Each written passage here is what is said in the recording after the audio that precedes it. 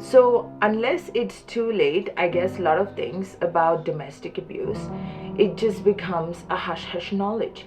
Unless you are a victim yourself and you're going through some kind of healing program and spending lots of money weekly on a therapist or a licensed professional, right? You don't get to know all these knowledge.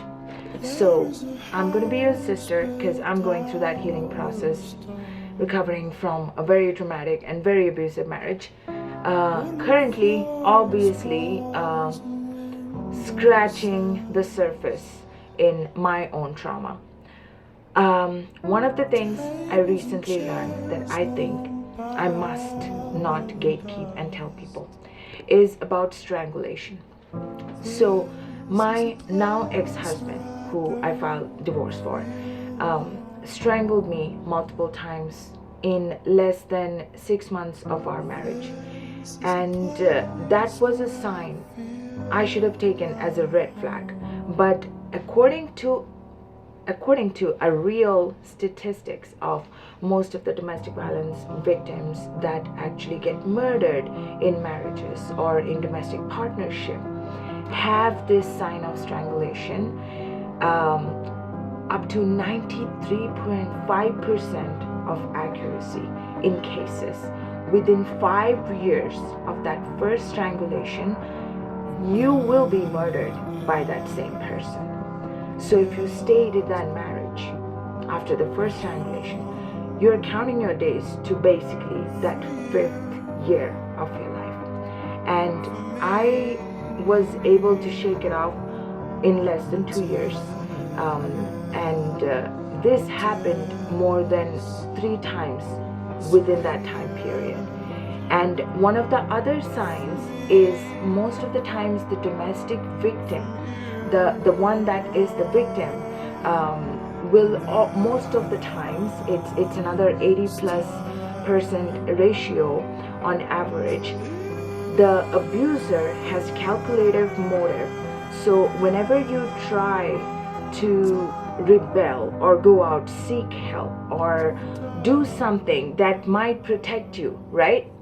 They are going to be the first one to call police and create a documentation right across the board in every social situation because they don't want to be caught or they don't want your testimony to be true. So most of these later murdered victims were the first ones to get arrested when they tried to report their abuse.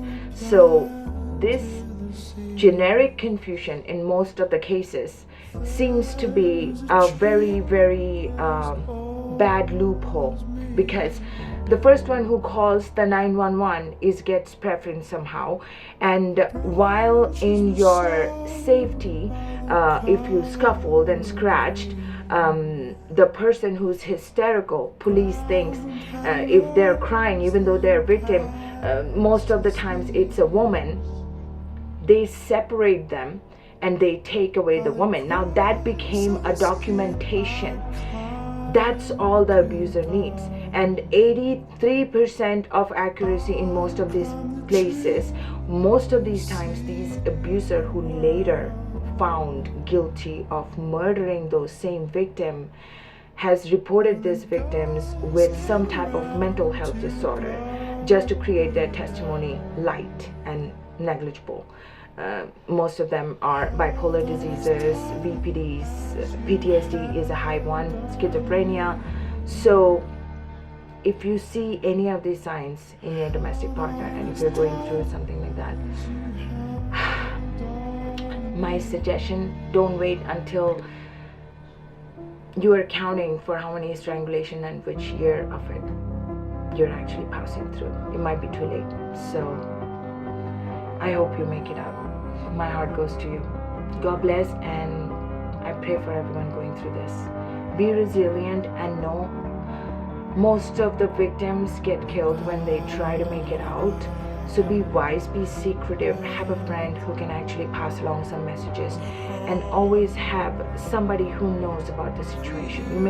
You have to make sure there is somebody who's trustworthy enough and absolutely, there are organizations where secretly I've experienced that you can report domestic violence happening, and you can tell the text message when they are around you and it's not safe, so they will stop the text line and nobody will text you anymore.